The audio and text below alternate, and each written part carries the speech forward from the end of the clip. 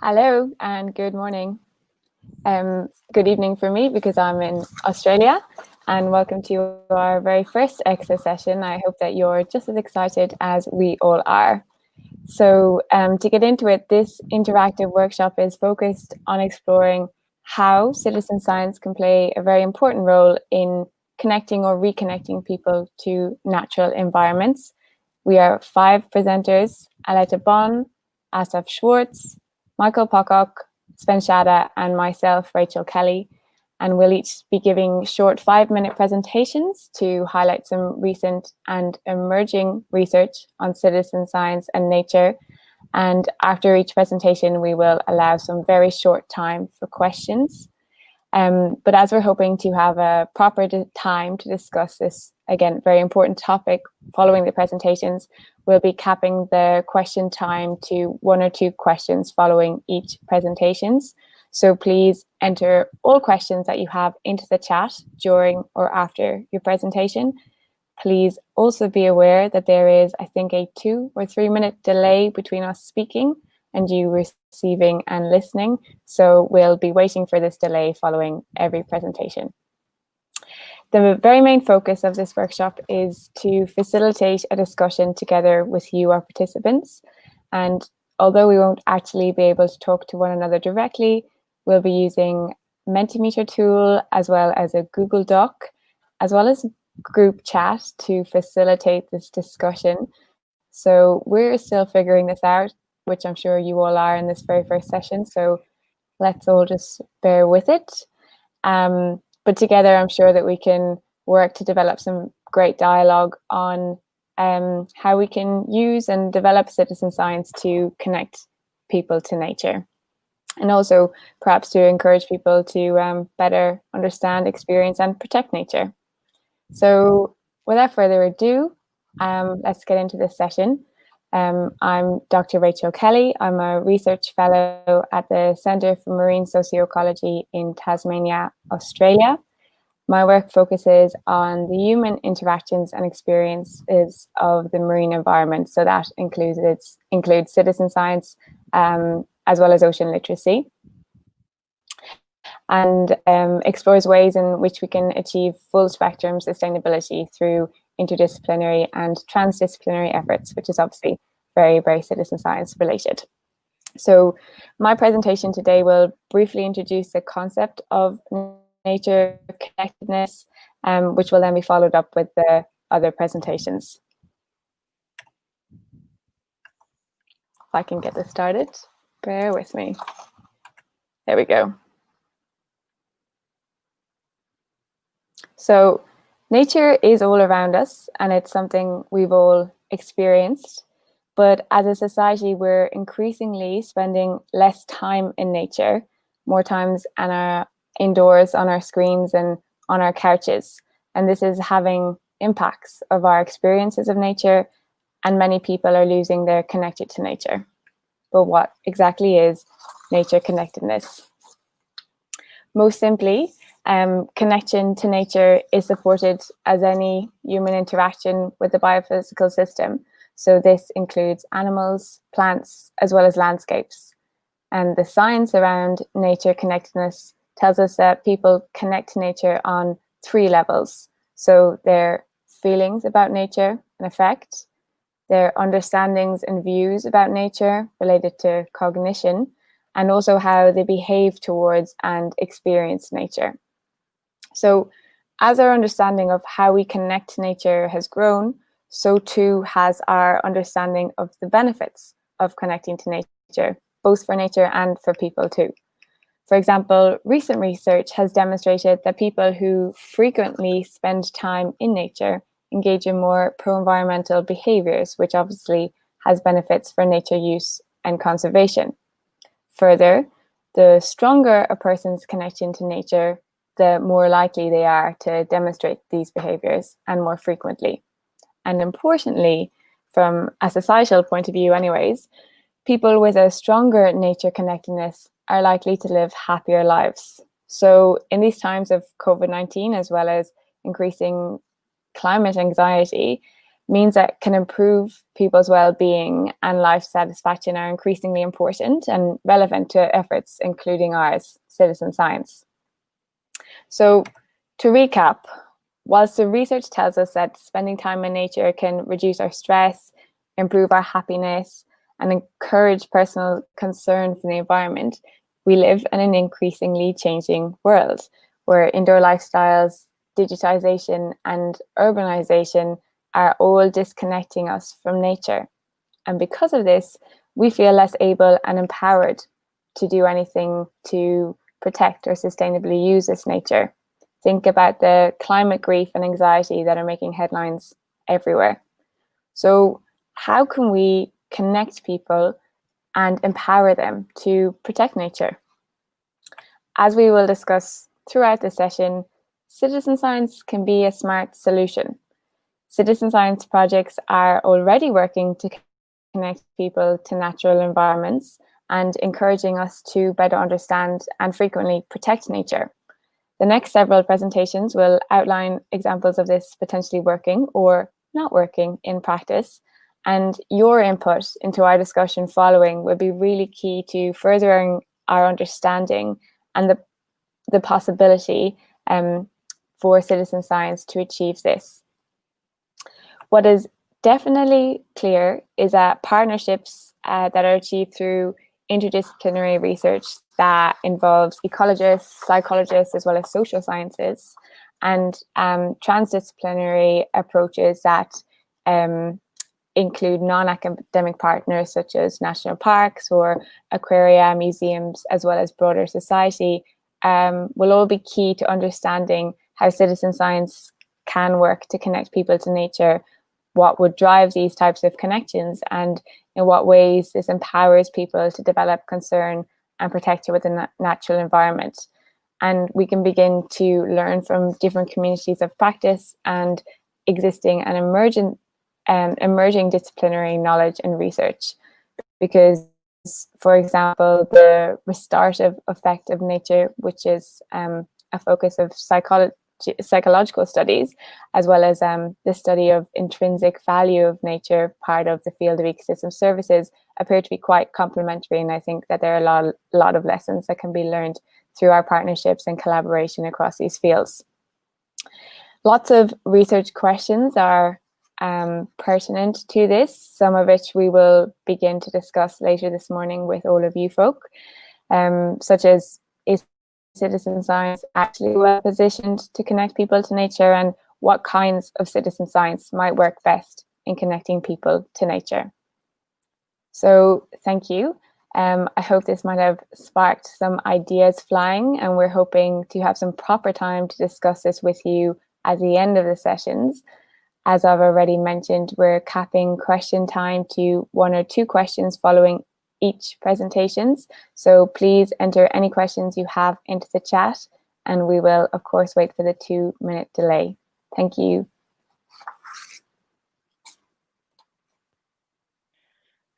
Okay, thank you very much, Rachel. Thank you very much for the introduction. My name is Aletta Bonn. I'm Professor of Ecosystem Services at the University of Jena, the Helmholtz Center for Environmental Research, and the IDIV, the German Center of Integrative Biodiversity Research. At the moment, I can't see any questions so far, so we keep them for maybe after my talk for Rachel, if you have 1 or 2. And as Rachel said, we're going to have we hope we can have a very interactive discussion with all of you after our talks. So I would like to share my screen now, which I hope you can see. And after Rachel talked about citizen science and connectedness to nature, I would like to take a detour and to see why is it important? And we do know that many of us got into citizen science maybe because we felt connected to nature already, or because there is an intrinsic desire to explore nature. But this is not going to be part of this is not going to be the focus of our discussion here, but it's really how could there be a public as well as an individual benefit from citizen science through connecting to nature. And here I would like to link to health and well-being.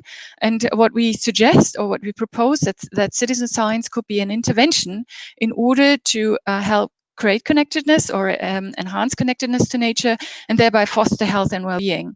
But what is the evidence already? So let me take a detour on biodiversity and health and well-being. We do know from several studies that health and well-being is connected to biodiversity. For example, for a recent study across Europe we did, where we could show that life satisfaction increased proportionally with biodiversity, and even more so than income. So because income is obviously a very strong predictor for life satisfaction. This is on a macroecological scale, but more important, we think that this is on a very local scale where citizen science takes place.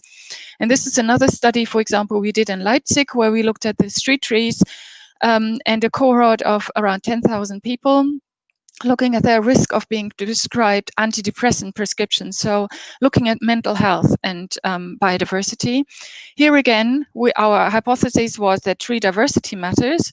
It didn't matter so much, so at least there was no association. But as you can see in this graph, that tree density close to your home, around 100 meters, was negatively associated with the risk of being prescribed antidepressants, so that trees make a difference, especially across your home. Now, having said this is obviously a geographical association, and where we don't know whether people actually use the green space or nature around their homes. And citizen science may be an intervention in order for people to actually use this and experience this. So other research, recent research has shown that urban green space and other green spaces obviously can be health promoters. And in this study, you could see by White et al., you could see that around 2 hours per week being in natural environments mattered. So either it's a half an hour a day or 2 hours a week mattered if you were outside. So does citizen science matter just because you're in green space, or does more interaction need to take place? This links to some other conceptual work we're trying to do at the moment in our biodiversity and health research at IDIF. And I will briefly introduce this graph, but won't go into detail. We see that biodiversity can be connected through health to health and well-being through, for example, reducing harm by that, for example, biodiversity provides medicines, but more pertinently for citizen science, it could be through building capacities by, for example, encouraging physical activity or social cohesion, working in teams.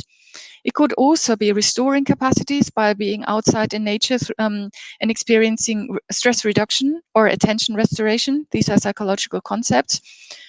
And we should not forget, it could also cause harm by, for example, experiencing allergies because you're outside and being exposed to allergen environments. Importantly here is that most of these, this is a simplified graph, come through engagement with nature. So you first have to have some contact with nature, and Assaf and Michael will talk about this more. And then what we're interesting here is then how does this engagement with biodiversity take place? Because as we can see, there could be different kinds of contacts with nature, either on a small to large scale. So from potted plants on your windowsills, or on your balcony, to wilderness adventures, for example, in national parks. What do we do here with citizen science? And the frequency. Do you go out just once for a BioBlitz, or do you engage longer, for example, by mapping your green space or your butterflies in your neighborhood? These are questions which we have to ask if we want to see what difference can citizen science make for contact with nature and possibly health effects.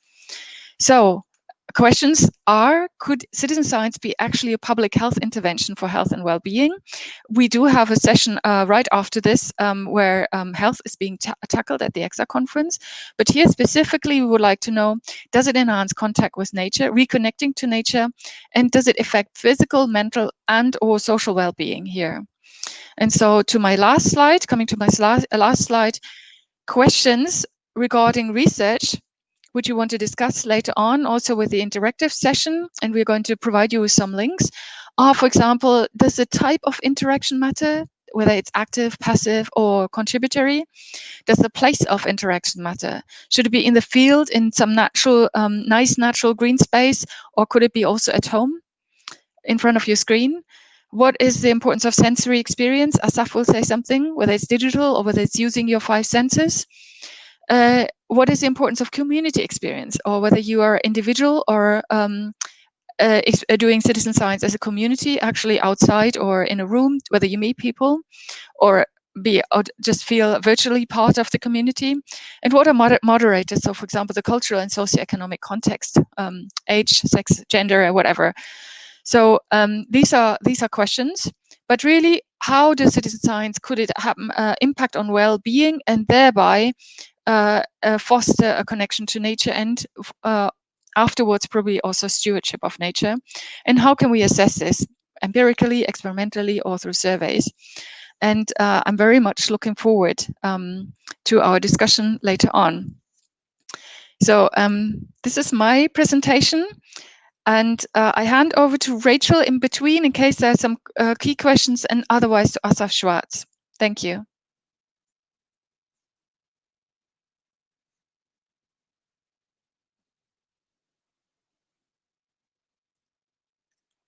Rachel, you are muted at the moment. Fantastic. Thank you, Aletta. I'm just apologizing for not having introduced you before your presentation. So Professor Aletta Bonn is leading the Ecosystem Services Department at the German Center for Integrative Biodiversity Research, or IDIB, in Leipzig, and her work is expanding the fields of participatory conservation, global change, and knowledge management, which obviously has applications at the science policy interface, which leads us to citizen science. Aletta has vast experience and involvement in the citizen science community, as you've seen through this research, and her involvement in ECSA and many important research projects over the last couple of years, with particular focus, quite obviously, on citizen science and biodiversity, as well as ecosystem services. So thank you very much, Aletta. We have a couple of questions coming in. I just want to take one really quickly from Natalia, who asked, generally, people who participate in citizen science activities are already connected to nature. So how do we measure if connectedness to nature increases after participating in citizen science activities? So thank you very much for that question, Natalia. Yes, it's very well documented that people who participate in citizen science normally have quite strong affiliations to nature, have strong values of nature, and tend to spend time in nature as well. So they have an interest. So I think when we're looking at using citizen science to connect people to nature, we can obviously measure changes and increases in that using a connected to nature scale, taking it from psychology. I think it's a 14-point measurement. But I think our big question is, how do we start to connect people to nature who do not, and engage them in citizen science? So people who do not typically have nature experiences or have those nature-focused values. And I think that's a topic that we will be discussing very widely in the discussion. But just to have in mind, how are we supposed to start interacting with people who don't not necessarily anyways have those kinds of nature or pro-environmental behaviors and values? Aletta, for you. Just quickly on this one. So because this was also a question by, I think, Elisha Theo. So I think many of us are trying to engage also people who are not sort of prone to citizen science necessarily. Here we obviously have to be careful not to do social engineering, but there has been great advances, for example, by the UCL on extreme citizen science. And so obviously from a research point of view, we will be able to assess this much better if there hasn't been connection straight away. I think, as Rachel said, and I think Michael will say some more about this, how they're going to measure this, or how they're measuring this at the moment. But the question is, could citizen science be actually a better or an effective inroad, for example, to motivate people to actually experience nature than other programs which are out there already, or can it be enhancing this so that you that you trigger interest without and that connectedness to nature is sort of a byproduct and not necessarily the focus straight away. So these will be things for discussion. Okay. And then Aletta, specifically, I guess on your presentation, I think Alice had a question on the correlation between trees in somebody's area or are there other factors such as socioeconomic wealth and things like that that might have an impact on that result? Definitely. So thank you for this question, and I won't go into this more because, but we actually did test for this. Obviously, we control for a range of confounding variables, which I didn't present here. And it was amazing. It was actually interesting that especially for people in low socioeconomic backgrounds, individuals, not they had a stronger effect for street trees in their environment, and we did control for whether they and this was on the individual, so the affluence of the neighborhood didn't matter. So thank you for this question. Great, fantastic. Okay, at that I will cap questions so we can continue on time, and we'll invite Assaf Schwartz to come online. If you're here, please, Assaf. I'm here. Great, okay, fantastic. So while you're working to share your screen, I might get your introduction done before your presentation this time. So Assaf is an associate professor at the Faculty of Architecture and Town Planning at the Technion, and leads the head of the Landscape Architecture program. His research explores how human activities influence biodiversity, and also the benefits that people can gain through conservation of such biodiversity. Assaf's work aims to develop real and substantial solutions for planning and managing human-dominated environments for the mutual benefit of people and nature, which would be fantastic, please, Assaf. So if you can kick us off and start sharing your screen, we're ready to go. Yep. Thank you. My screen is shared. You can't see it? Not yet, I think. So we're just waiting. Yeah. For Greta in the control room. Yeah. Great. Here Thank you so go. much, Rachel. Thank you, Aletta, and everybody. It's great to be here this morning from Israel, and elaborating a little bit more about the nature gap. So what you so nicely described, Rachel and Aletta elaborated, and again, trying to think about and suggest that citizen science may be achieving more than just the science. And I say again, suggesting what it can do beyond that. But what I would like to do in most of my talk is to kind of give a bit of background, like trying to put the theoretical framework for what we've just discussed. So if we want to remind us all,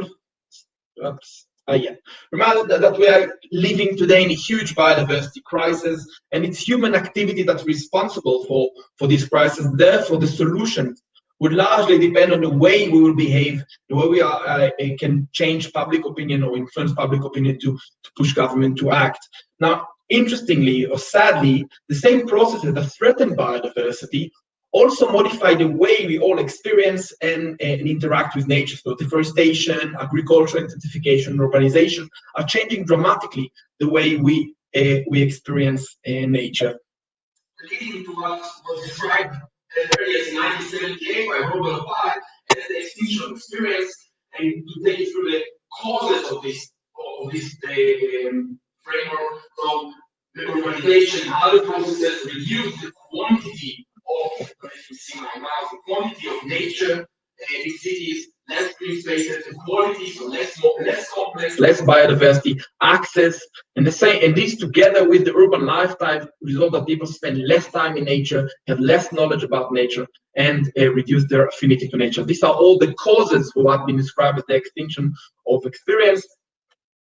And of course, this has some consequences of both human health and well-being, and this was described by Aletta just now, but also the sense of commitment to protect nature and behavior, which is what we really, again, care about more in this process. So if you go to the literature, the solution to this, the simple solution to this issue is, okay, let's increase the green spaces. Let's make more green spaces in cities, allowing people to interact with nature. So in a kind of related study, we wanted to see what happened when people spend more time in green spaces. And we looked for some kind of an experiment. So we went to dog owners. If you ever own a dog, you know you have to spend at least 20 minutes a day more walking your dogs. And we compared dog owners to cat owners and non-pet owners. And we find that indeed, as expected, dog owners spend more time in more the different types of green spaces and cat owners and non-pet owners. This was done for the UK, France, and Israel. And we also find that dog owners are more connected to nature. But when we looked at ecological knowledge, environmental attitude, perception, all this stuff, there was no difference. So we get more time spent outside, but don't really get an impact, to not really care about affinity to nature, attitudes, and even ecological knowledge. And this is why, because okay, at least we hypothesize here that it's, we can spend time in nature, as you can see here in the picture, and not really be in nature. So you walk with the dog, but actually your mind is traveling something else. You look at your phone, you talk to your friend or something. You're not really interacted with nature. So this has raised some question: how efficient is to have more green spaces alone to tackle the extinction of experience?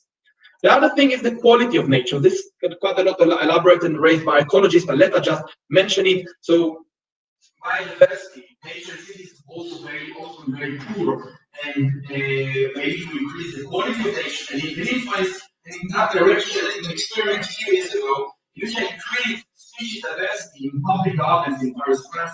We discovered that unfortunately people did not notice the changes. So even though the gardens were higher, people did not see the change in species. These are all these graphs. I'm not going to go through this graph briefly, but you can see that there are almost no differences, and there are different type of control. And this is birds, flowers, and insects, but I'm not going to go much into this.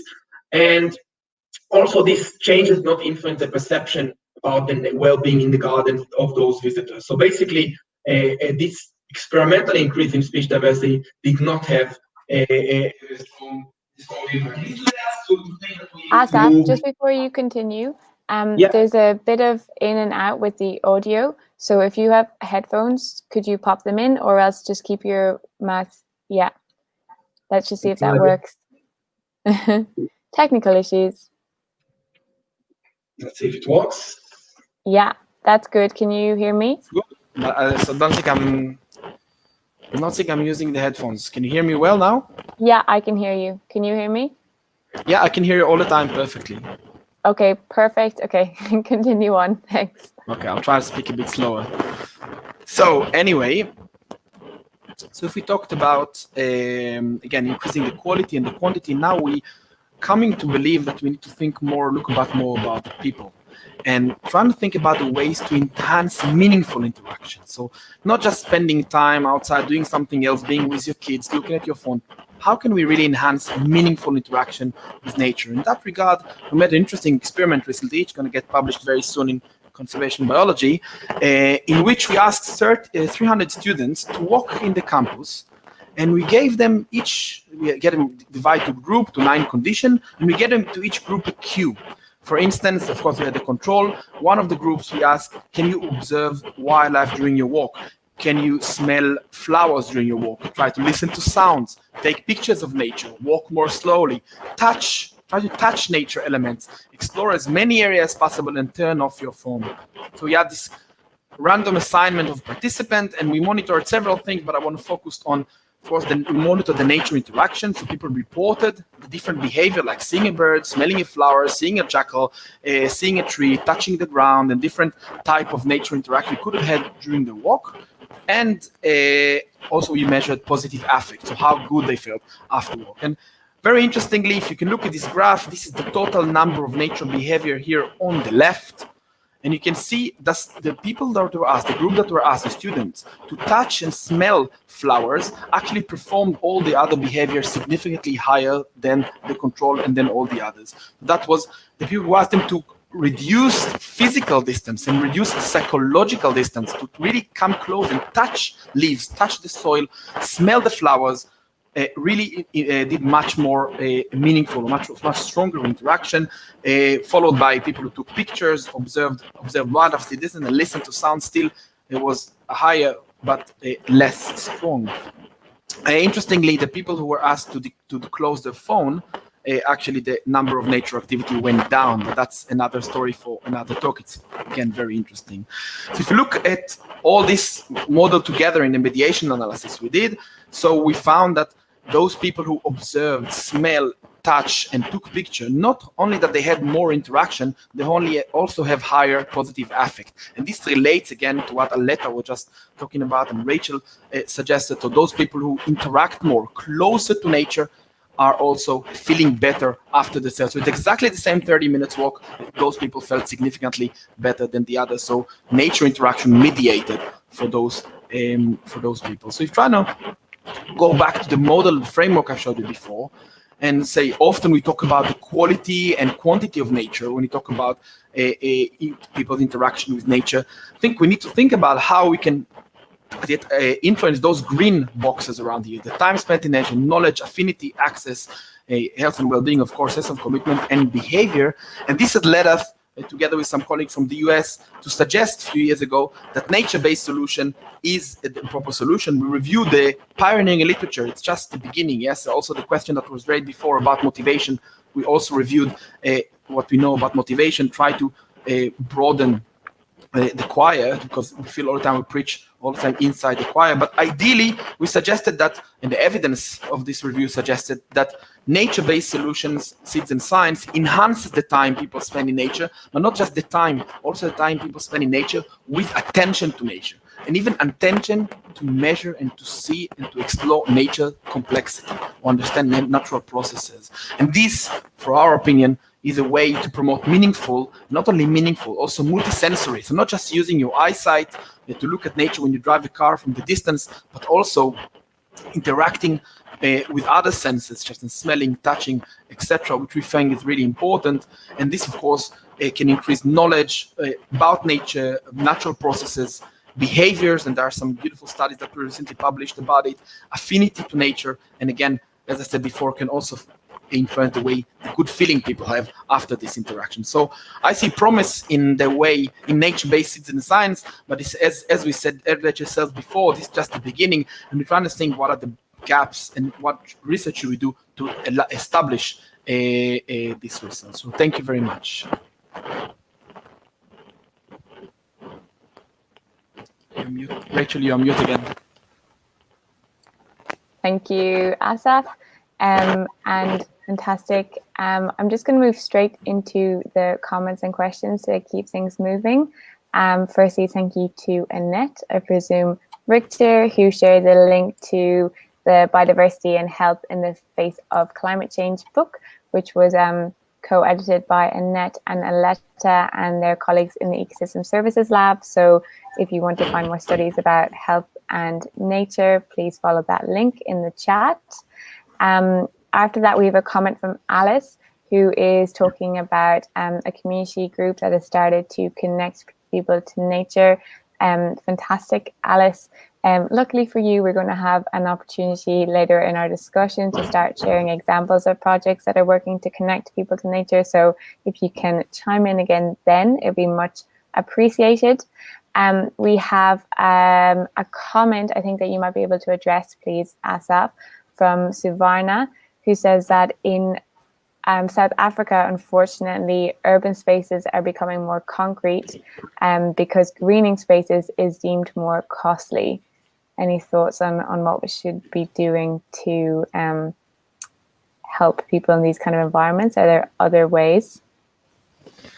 Yeah, this is a very interesting question. There is also always a debate about virtual nature, which I still don't know enough about. We're doing some virtual nature with different other type of experiences, and at the moment what we feel is that it's really not the same. We get different results in general. That's from research, but in that regard, I would like to raise the idea of sparing sharing, especially in South Africa. If you know this idea of sparing the land, so maybe make it dense cities, but allow open access to the rich. And in South Africa, have a very rich nature just nearby. So if the access to this real nature reserve green spaces is available, maybe this is an interesting solution. What can be done in the specific context of South Africa? I can't answer this, but also bear in mind that the option of sparing sharing, if distances are not too far. Fantastic. We're going to try and keep the questions short, but I just want to address one really quick one, Assaf, because a couple of people have asked it. I'm going to take this one from Debbie, who's in Canada, who says that she's interested in the turn off the phone effect in your study.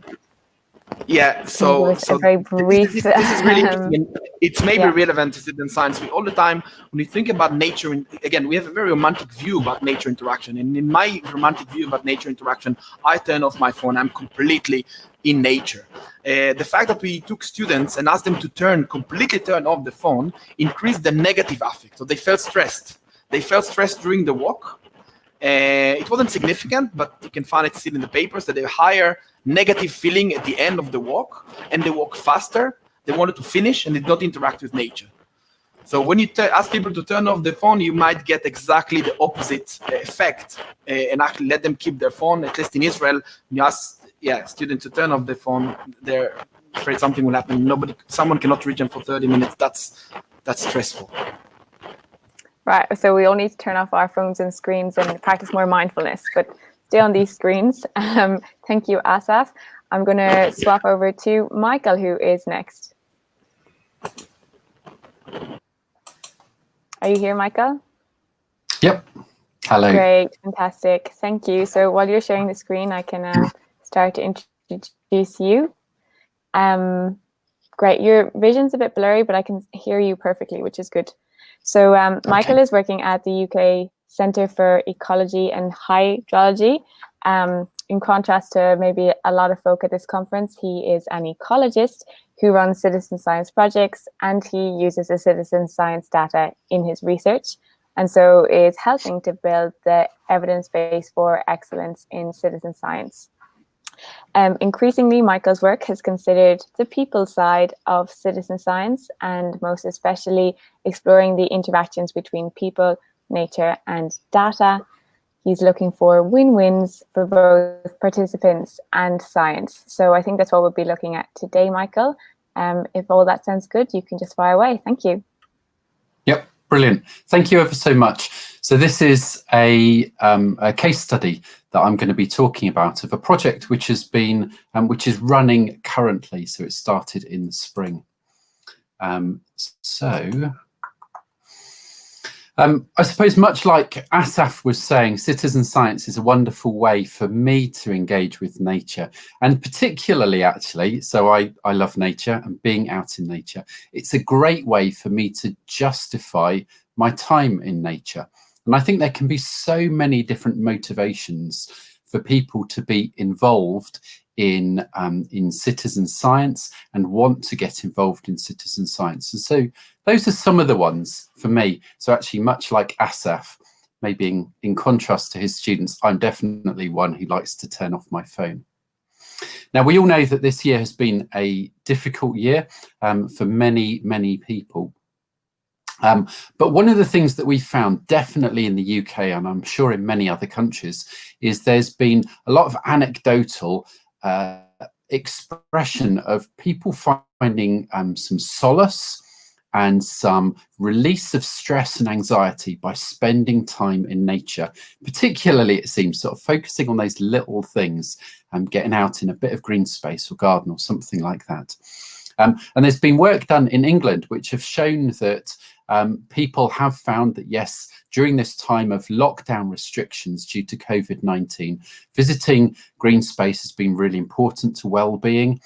Nature has been important to well-being. And they also, many people, a third of people are spending more time outside and spending more time engaged with nature. Relatively few of them are participating in organised nature activities. So that seems to be important. And it's great that citizen science supports well-being, doesn't it? Well, I began this research by some discussions with Miles Richardson, who's a researcher at the University of Derby. And he's done a lot of work on research and nature connectedness, and particularly looking at how nature connectedness is related to well-being and pro-environmental behaviours. And so he's done work with large conservation organisations in the UK, particularly those who are doing outreach to try and provide opportunities for people to connect with nature. And so we were chatting together and basically I was saying, well, citizen science is wonderful, isn't it? Because it engages people with nature. He said, well, really, does it? Do all the methodologies and the instructions and the reliance on technology, help or hinder? And I then reflected on something where I'd been doing some recording using iNaturalist and doing recording, and somebody had identified a plant that I'd seen. And the plant was named because of the way that it smelt. And I realized that I'd been behind the screen the whole time. I'd never touched the leaves. I'd never smelt it. I'd never really looked at it. And I thought, that's interesting. So that led on to, that discussion led on to this project, which we have got funded through the UKRI, the UK Research Institute. And this project is called Nature Up Close and Personal. And what we were really interested in doing was, so Miles Richardson had done a whole load of work on noticing nature activities, these sorts of activities which engage people emotionally with nature through their senses, things like that. So we were interested in how citizen science compared to those, and whether we can change our citizen science to improve the outcomes in terms of nature connectedness. And so what we did was we've had a lot of people sign up over the course of the summer in the UK, do a pre-survey on their nature connectedness via one of these metrics that Rachel referred to earlier. And then 5 times over a course of a week, we asked people to either do citizen science or do noticing nature activity, or do something which was a combination of both. And this was a randomized controlled experiment, so people randomly got allocated. Within the citizen science, there were 2 levels, something more simple or something more complicated. And then we followed that up with post-surveys of nature connectedness. What you won't be able to do is ask me about any of the results, because the study is just at its conclusion, and so shortly we'll be looking at the results. But what we have found out is over 1,000 people took part so far. So this was an open activity that anyone across the country could take part in. Interestingly, 80% of the participants were women. Most participants already had strong nature connections, and seeing some of the questions so far, maybe that's not a surprise. There were a few people we know of who contacted us and basically said, due to anxiety regarding the complexity, or their perceived complexity of the citizen science, some people opted out. They said, basically, I've got enough to deal with. I want to engage with nature, but I don't want all of this stuff that you've put in the way. That's interesting. And so my original framework was sort of thinking about people taking part in citizen science and there being an outcome. I think actually citizen science actually is one part of the jigsaw. So I'm really interested in how, when, and for whom does which type of citizen science fit into this bigger framework for gaining impacts in terms of nature connections with people. So thank you.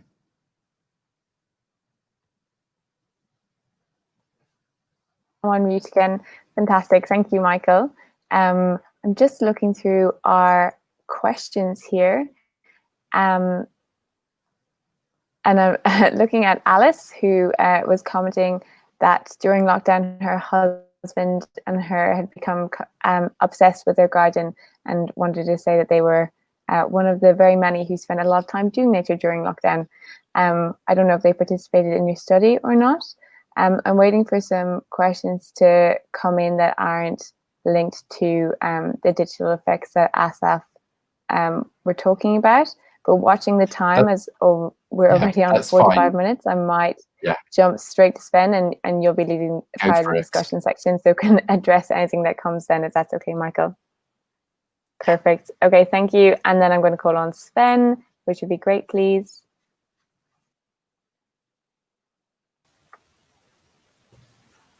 Hello, good morning. Hi, Sven. Can you hear me? Very well, yes. Great, and I can hear you. So you can share your screen, pretty please. Just tell me if you see it.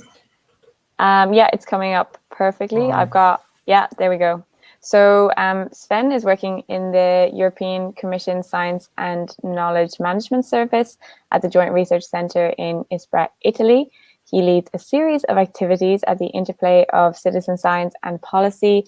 And most specifically, Sven's work is concentrating on global standards, data standards for citizen science, the possible contributions of citizen scientists to environmental monitoring, and the role and relationship between citizen science and the European Open Science Agenda, which I'm sure you'll be able to explain much more. So far away, please, Sven. Thanks a lot, and good morning all. Thanks, Rachel and Aletta, for organizing this session. And indeed, I was invited to provide a brief look into the wider European policy context for this session, and to also present one of our recent projects. So really taking a bird's eye view on what we already discussed so far, there are different priorities of the European Commission, 6 big ones in total, and one of the biggest ones is a so-called Green Deal. And this is really part of the European response to the climate crisis. And indeed, there is a very strong push to increase the well-being of citizens and also to be very inclusive. So if you read the details of the Green Deal, you will see a whole lot about requests for engaging citizens more thoroughly, and also strengthening the interconnectedness with nature. And again, as part of this Green Deal, one of the big portions within is actually to define a new biodiversity strategy for the European Union, which should basically cover the next 10 years of policy framework. And already, if you look at the subtitle of this strategy, you really see the strong focus on people and the interconnectedness to nature. The subtitle is Bringing Nature Back into Our Lives. So you really see, again, this connection between people and nature being quite high on the political agenda. And there is also a request to move beyond occasional activities and being more systemic and structured about it. So within this wider context, I'll now swap to one particular project that we are running at the Joint Research Center, and it's called Biodiversities. It's a reply to a request we got from the European Parliament to exactly dive deeper into this interconnectedness between people and nature, and particularly in an urban context. So basically, this project was initiated beginning of this year, and it will run for another 2 years. So we are still in the setting up, and of course, the current crisis provided some hurdles to that. If you just look into the overall objectives for these projects, it's indeed a lot about citizen engagement. So it connects a bit to what Michael just said, that citizen science and different forms of citizen science should have a strong aspect in here. But also we may talk about other engagements of people with nature, which may not have such a strong scientific dimension. But it's certainly encompassed in this project. And we're basically focusing into citizen engagement and citizen science related to biodiversity and green infrastructure. So green infrastructure is basically all the parks and trees and green spaces and hedges and the interconnectedness of them inside cities for our project. So there's also a lot of a planning dimension to engage people not only in perceiving nature, but also help in the planning of the future to get better connected to nature in the city.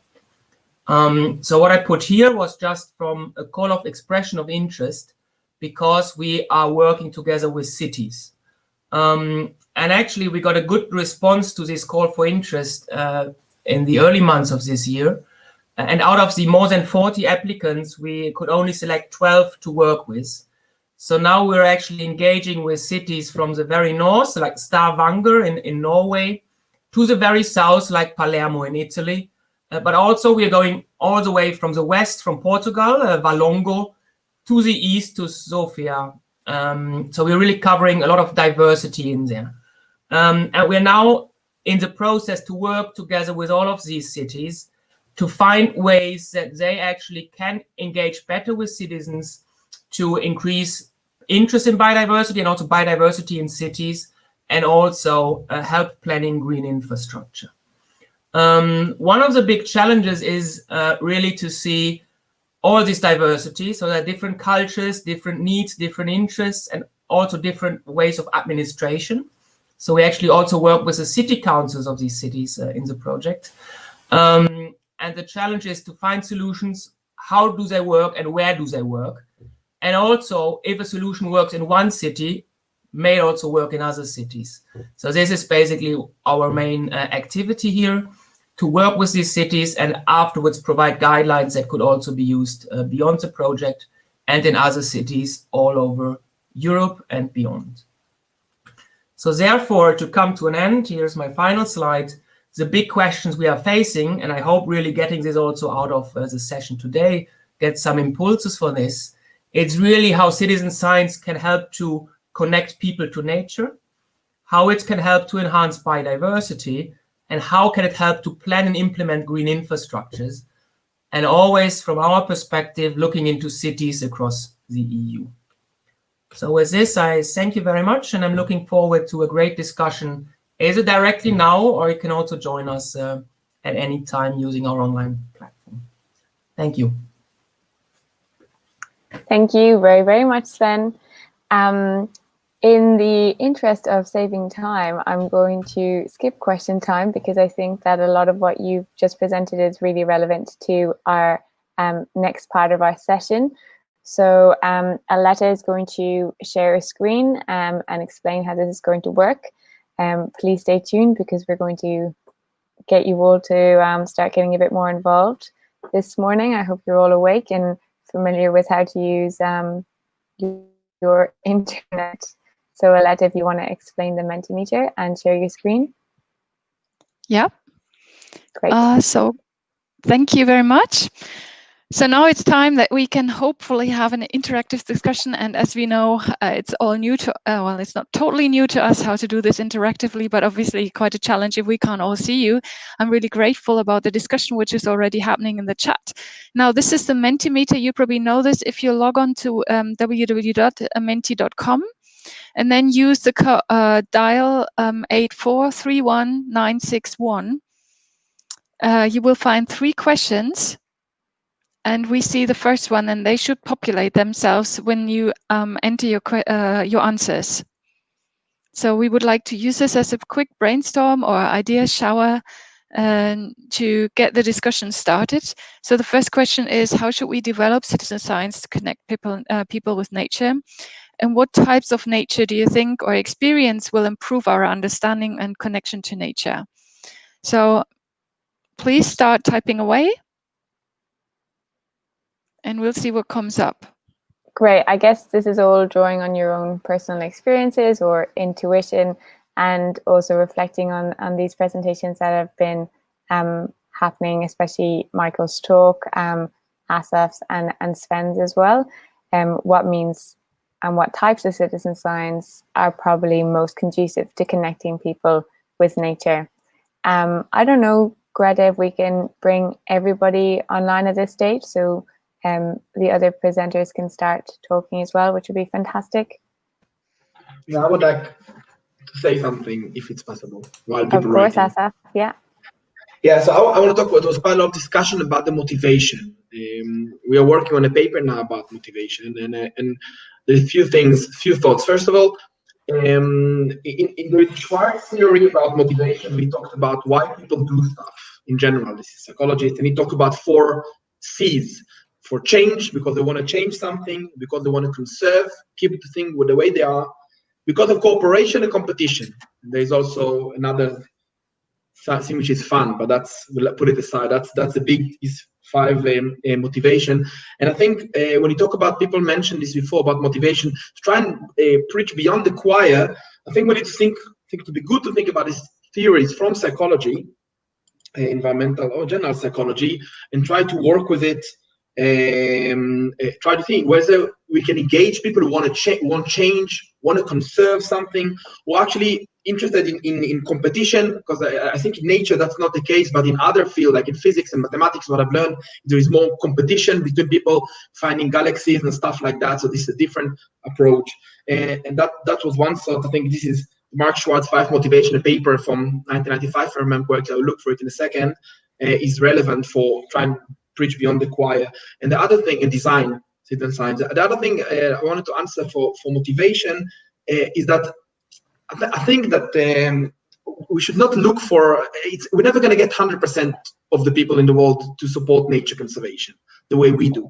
And even if we just take those 20, 30, 40% who are inclined towards nature conservation and make them behave, influence their behavior and change the behavior, it's already huge. It's huge. So I think, again, the fact that, yes, citizen science is people participate are already connected to nature, but what they do, and there is a fantastic paper came from Natural History Museum recently, showed that those that were engaged in nature in a citizen science project in their garden changed their behavior, changed their practices in their own private garden. And this is amazing.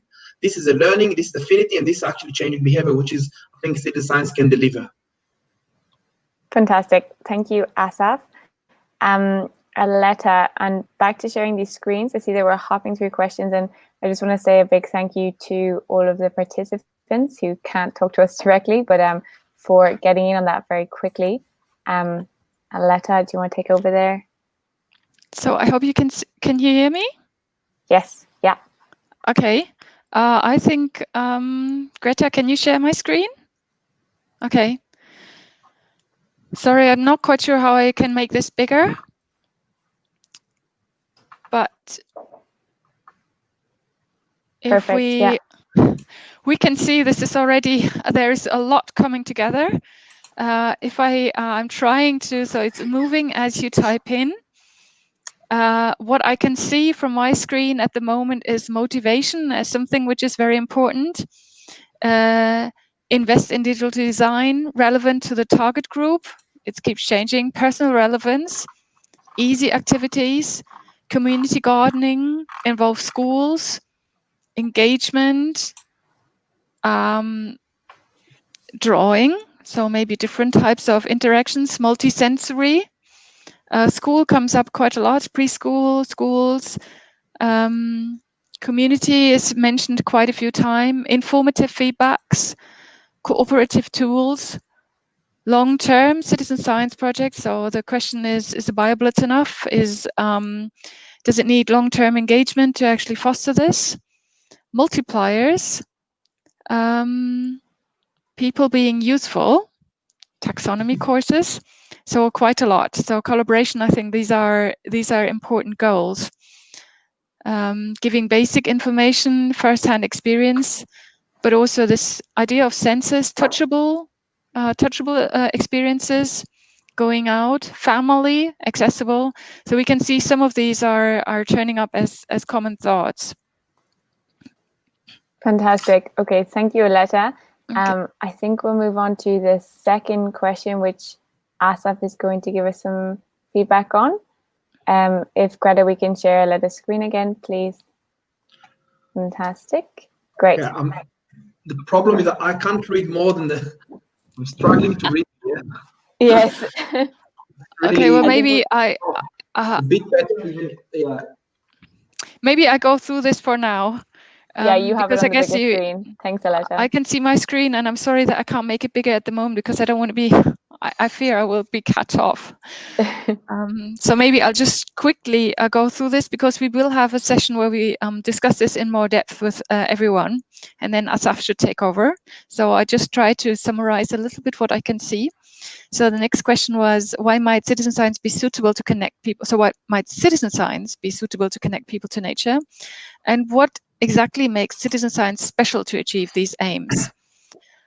And so big aspects here are observation and contact, so that there is actually contact to nature, the encouraging touch and smell, connects to lived experience, investigative approaches, involvement, working together, asking questions.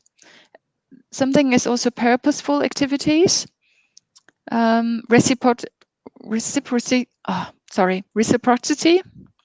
I'm sorry, I can't pronounce this. Motivation and teamwork. So there's the social aspects that is tangible, that there is some science reality. obviously it keeps changing. It's a fun activity. There's some education, and there might be values, or values might be involved. So you're welcome to fill in if you haven't done this more. So we're getting there. So it's contact, observation, and personal. This seems to be so that it's at the individual level, but also community was mentioned. We are going to save these and copy this in the Google Docs later on. Okay.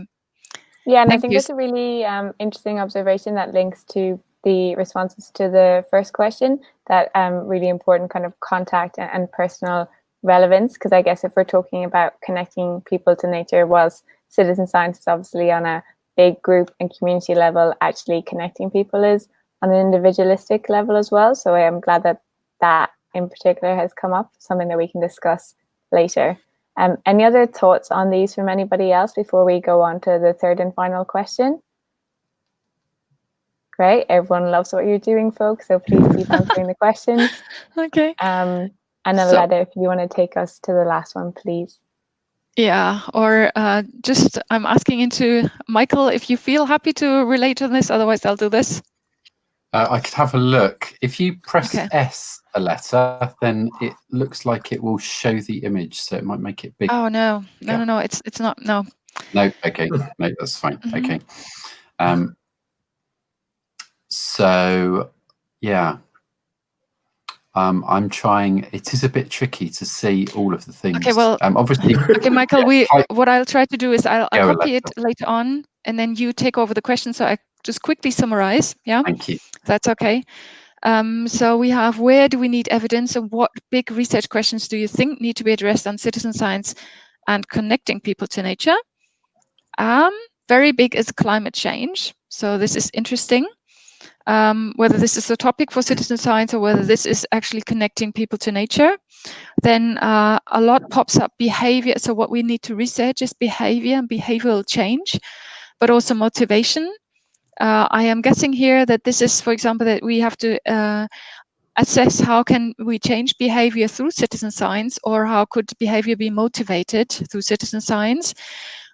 We have, again, quite a few aspects or topics which could be tackled. So contamination, pollinators, biodiversity, ecosystems.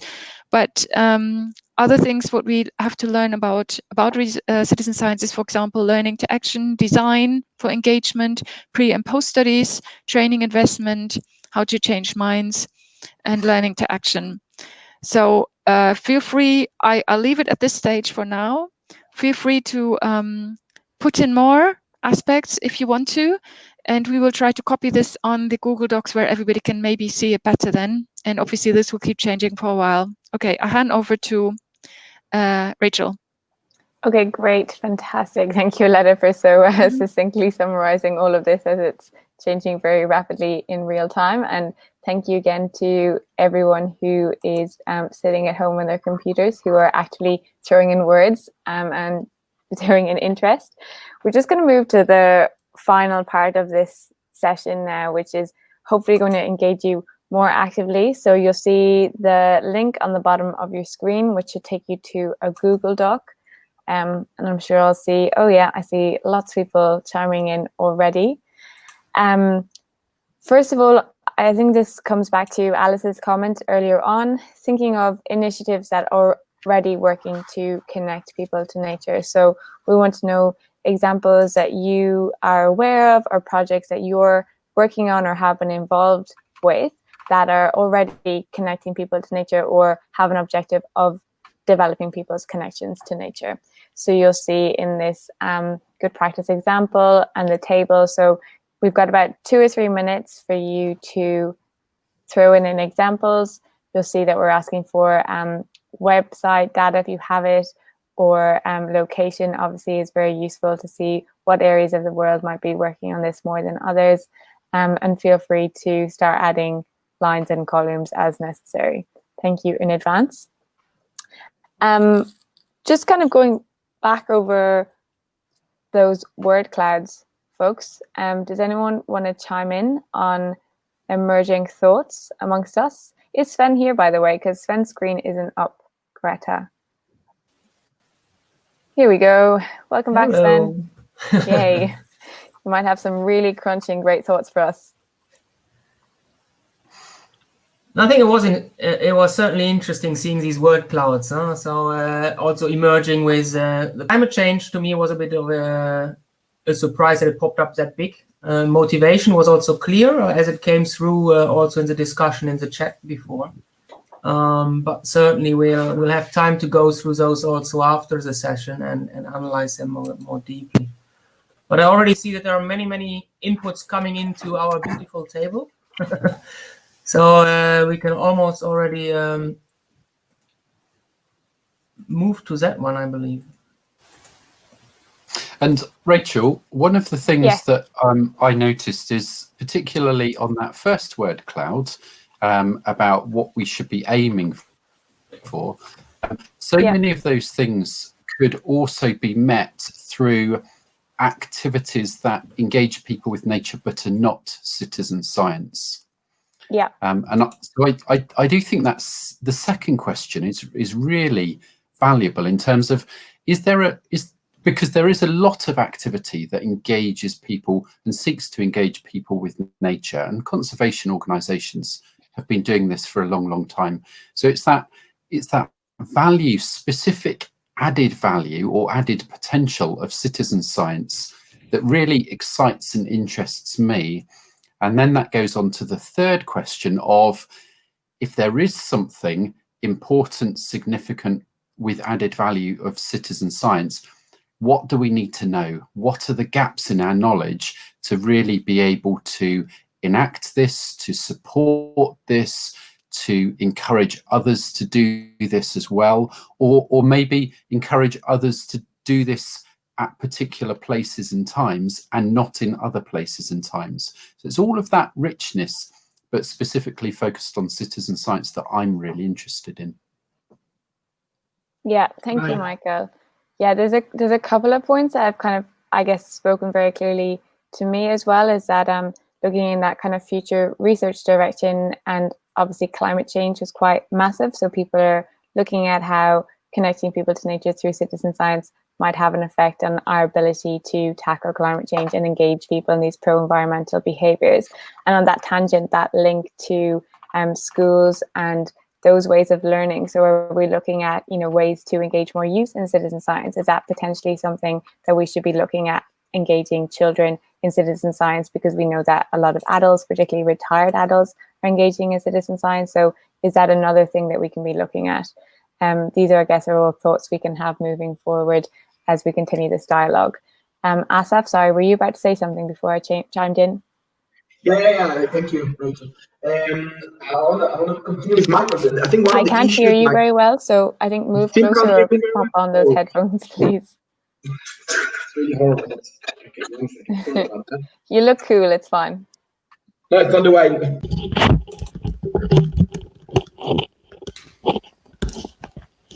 Perfect. Can you hear me now? Yes, thank you. Yeah, sorry about that. I just want to say, thinking about what Michael just said, one of the issues is not just in citizen science in general. What is conservation behavior? What do we want people to do to conserve biodiversity? Because I think that's not something which is really starting now and parrying now in the conservation society, thinking about those behavior, what we intend people to do. I'm not sure I've got all the answers. I'm pretty sure about environmental behavior regarding different topics. I think I know what I need to do if I want to be more environmentalist, but for conservation, I'm not very sure. And for me, maybe one of the conservation behavior is taking part in a citizen science. What defines you as a conservationist is if you take part in monitoring, in collecting, in engaging with nature. This is a bit tricky what I'm trying to say, but I think this could be an interesting a direction that we can now in the next years can define to our community, to our society. Yeah, definitely. And I think that is also quite contextual to the aims or to the values of the community that we're engaging in. And I think that's quite reflective of the responses that have been coming in on the word cloud that I've been looking at, about these kind of personal experiences and personal context and the local context as well. And I think, again, this is bringing it back to how and what scales do we need to be working on if we're engaging people at an individual level to have this kind of more global scale impact or appreciation of what we're looking at. I'm looking at the Google Doc now, and I just want to thank everyone who's come in. I feel like I'm very connected to nature with the anonymous narwhal and all of these very eclectic animals that are speaking to us. My screen has frozen, I think, because there's so many people on it. But does anyone have access to the table right now? Because I'm on the second page. Sven? Yep. Yeah. Do you want to chat? Yeah, through totally. that No, it's amazing. We already have almost 30 different examples in this table, so it's really filling rapidly. Fantastic. Thanks to all. It's brilliant. And we also we have contributions from all over the world. So there is Australia, there is Israel, Brazil, Germany, UK and Italy, Switzerland, Belgium, Spain, Norway, South Africa, Leipzig, Germany, a few global ones. So really, we see a lot of contributions coming from really all over the world. And also in terms of topicality, we have quite a richness. So there are projects which are dedicated to particular species observations, like wasps or life on water, frogs, life on the balcony, but also more longer-term observation projects. For example, the nature calendar, really looking into connection to climate change over reporting of a long period of time. So it's already a very impressive list, and it's still building on. And maybe also to mention two of the early inputs. One is really all bioblitzes. So it's interesting to see really that bioblitz seems to stand out to a degree as a methodology, which is very successful. And then this is also connected here in the table to the City Nature Challenge, which grew from the US now into a global activity over the past 4 to 5 years in a very impressive way. Fantastic. Thank you for that really great summary. For anyone who isn't already on the document. In the interest of our fastly diminishing time, I think we should move to our comments and reflections on responses to our first question. So if you can all recall, we were speaking about what should we be aiming for in developing citizen science to connect to nature. And I think looking at motivation, people's motivation was something that was very key and dominant in the word cloud, as well as the context. And I think that's where that school-based learning had appeared as well. So for the participants, again, we would love your input here. You'll see this question underneath, and you'll see the word cloud as a friendly reminder of what was added and what the group thoughts were. And any additional thoughts that you have on this, or I guess reflections that you are appreciating now that we've had these discussions over the past hour or so, we would love for you to add in the bullet points underneath the word cloud, again in real time, and we'll try and keep track of these as we go along. Yeah, so what we were trying to do is to maybe group some of the key topics.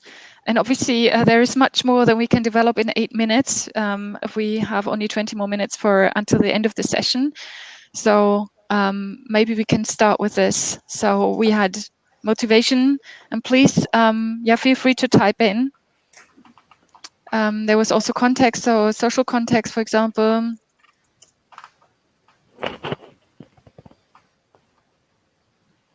And level of engagement. And please feel free to open new bullet points if you think that there are key issues.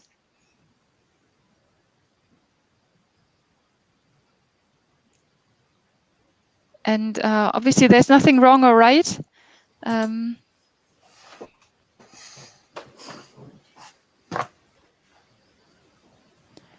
So short term was mentioned, so level of engagement was mentioned, that bioblitzes are, for example, a way of interacting, but then there could also be long-term engagement. We had some of the projects like the butterfly monitoring, where you walk transects over the summer and where you maybe engage over years.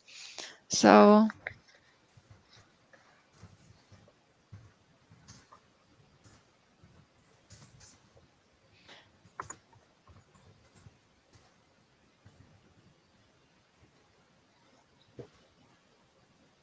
Fantastic.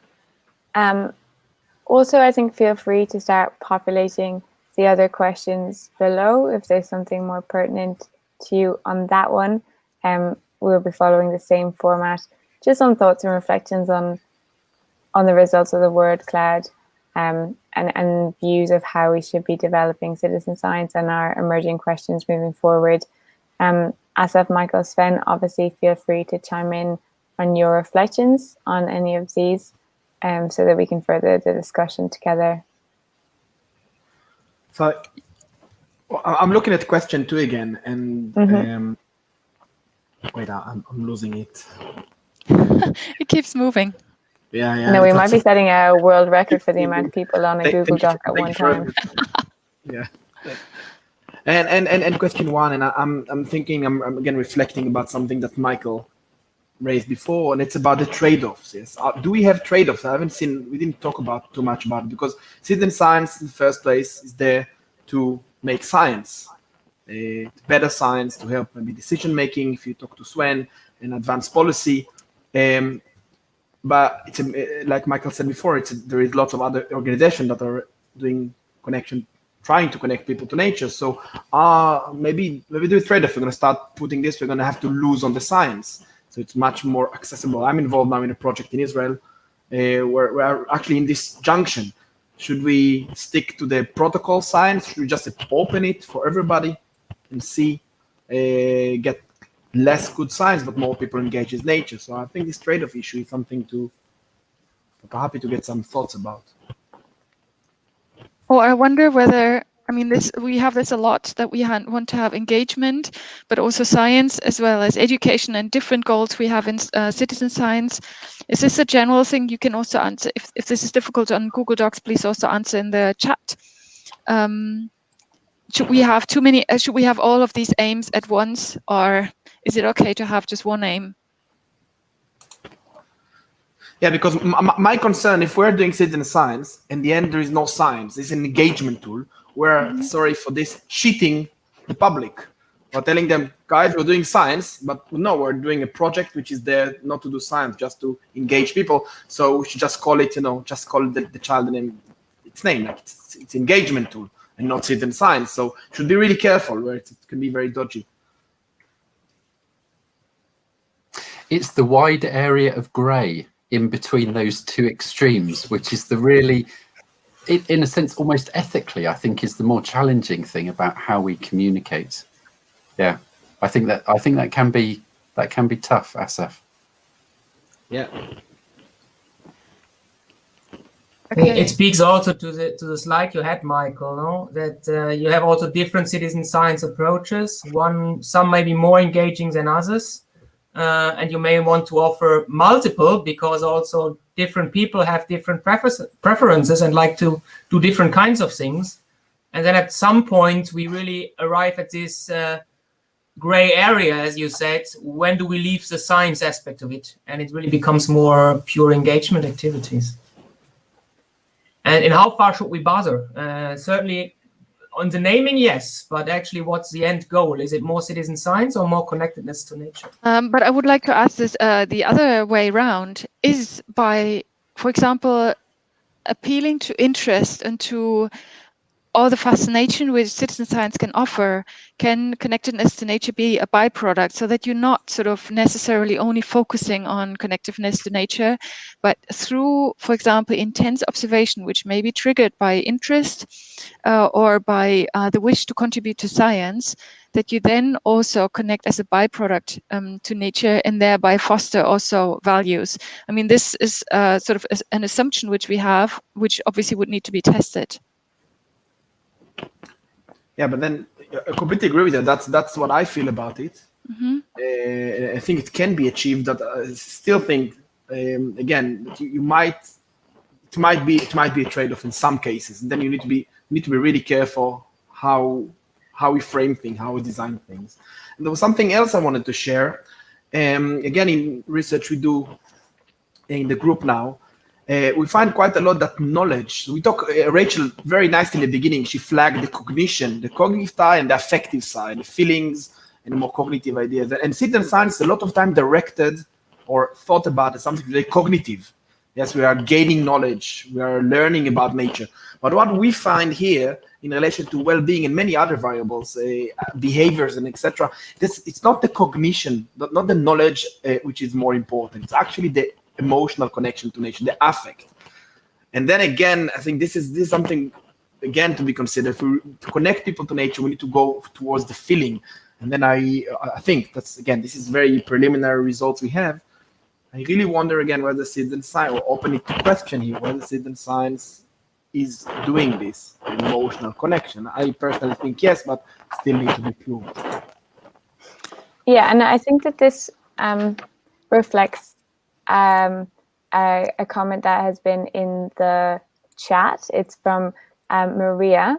Obviously, my computer just skipped it now, but she's talking about joining efforts with other projects. So getting people involved who are already involved in other activities. So if they are engaged in gardening, engage them in citizen scientifics that are citizen science activities that are already kind of building on those activities. So I think that is also something, you know, that links to what you've been discussing, Assaf, in that if people already have an emotional connection or have a sense of well-being from an activity that they participate in, is there some way that we can develop citizen science activities that can improve their cognitive awareness and their understanding of that nature that they are just enjoying for the sense of that nature? So is that a potential avenue for us to create citizen science opportunities that are already building on that?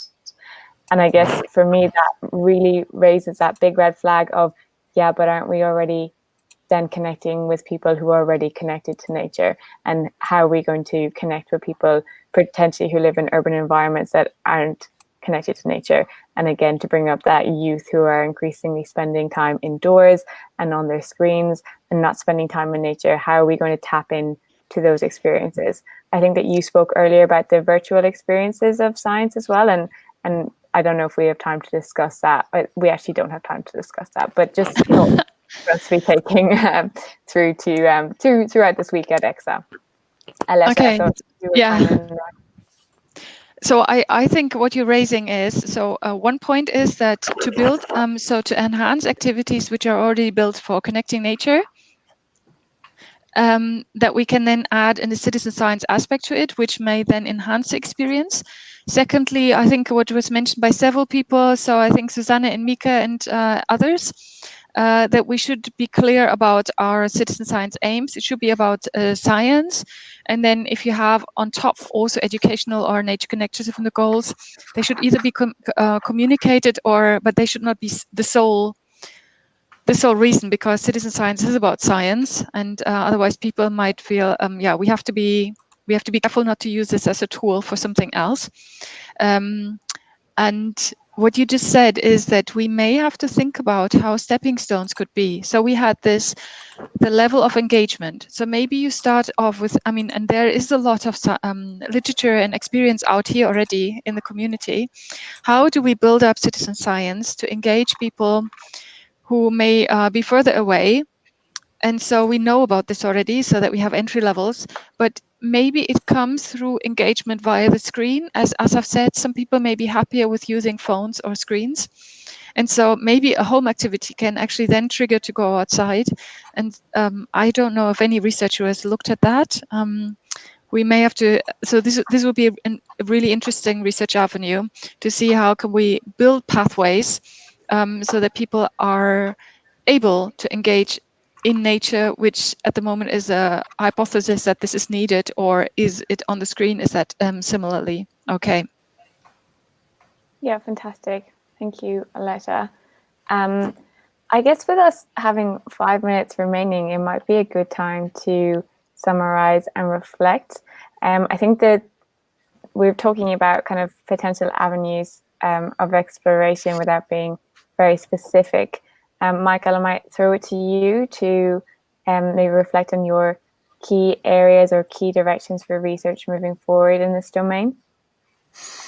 I was just about to ask if I could have a plug for people to have a look at that section. Great. And we've got a few questions in here. I think that question 3 at the bottom, I'm really interested in gathering some more thoughts from people. So I'm talking hopefully to give you a bit more chance. What do you think our research priorities should be in this area about this whole understanding of citizen science and connection to nature? And I think there's probably been a few things, but what might be, sorry, a few things that have come up during discussion. What might be really helpful is if you've got specific questions, the sorts of things which we could, together we could design research projects around. I think personally, I'll just reflect on a couple of things because it came up in discussion earlier, and it may have been missed when I went through the presentation, but one of the treatments that we were looking at was having citizen science, the citizen science that other people were doing, but adding a noticing nature component to it. So to try and get some of that emotional engagement along with the, if I might call it, rigorous citizen science in terms of data collection. And I'm really interested to see if that has an impact, because that could be part of the answer to help this. And the other thing was, as I got towards the end, I presented this thing from Jolene Hughes from the RSPB, or adapted from her, where actually their focus is on the person and how a series of activities can have impacts on a person and on people, rather than focus on the activity itself. And I think that's a really helpful way, because then we see citizen science as part of the whole package. You do something to engage people initially, citizen science might come in to reinforce that, and so on and so on. And I think that's really helpful. So I can see a few more questions coming in. Yeah, I think that's a really nice reflection as well, Michael. I think is that kind of people aspect again, and that we talk a lot about the natural science value of citizen science, but there is a whole suite of social science and psychological value within the whole field of citizen science research and practice that is yet to be tapped into. And I think this is a really excellent example of how we can engage those research communities as well. With 3 minutes left, Aletta, Assaf, Sven, and Michael obviously as well, feel free. Final thoughts and reflections. Sven. I'm still looking at the many inputs in the Google document, but I think it's interesting to see this diversity. Now we have almost 50 different best practice examples of good practices. And we also have now this discussion about looking at individual people. So I more and more have the feeling really that we need to find a way to look at something which works in a lot of places, but which can actually be provided in a way that people with different preferences can engage in different ways.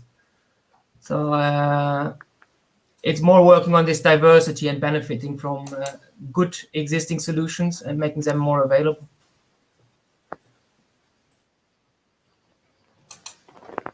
Thanks, Sven. Assaf, any final thoughts? Yeah, not too many thoughts. That's big thank you to everybody before you all said that as well. It's a fascinating experience. And I personally think that citizen science is combining, like Aletta said before, this emotional and cognitive together, and help create an environment for people that encourage them to interact with nature. And again, I want to be open-minded. There was a very nice paper by Susan Clayton about new experience of nature. So not just the old type of experience. I'm afraid a bit of virtual reality. I have to say, or other kind of means, because I'm very traditional. But I'm willing to broaden my mind, trying to look for those novel experiences and old experiences. And I really believe that citizen science is putting people in different framework that can encourage them to develop both affects and cognitive relation to nature. And this, I think, will be an excellent way to influence perception and later behaviors. So I think there is much more research, like people mentioned, quite a lot of long-term research needed, quite more long-term research needed. So I strongly agree with this, and the direction Michael is going looks fascinating, and I'll be more than happy to see this maturing. Fantastic. Well, I'm getting told by the control room that we have 1 minute left. So I would just like to thank all of our presenters this morning for some really, really fascinating discussions. And also, I just really want to thank all of you, our participants, for being very, very engaging, for bearing with us as we all try to figure out these multiple internet platforms. And so many people on Google Doc. I'm very surprised we haven't crashed it. So thank you, Google, for not crashing. It's been a really fun session. I think it's been a really great start to the ECSA conference. I hope you all had as much fun as we did figuring this out. I just want to say thank you very, very much. Yeah, thank you. Thank you, Rachel, also. And everyone, and it's been fun to have this virtual discussion with you on many channels. We will keep this open a little bit longer, and do give us a write to us if you want to know more. Okay, thank you all. Hey, hey, hey.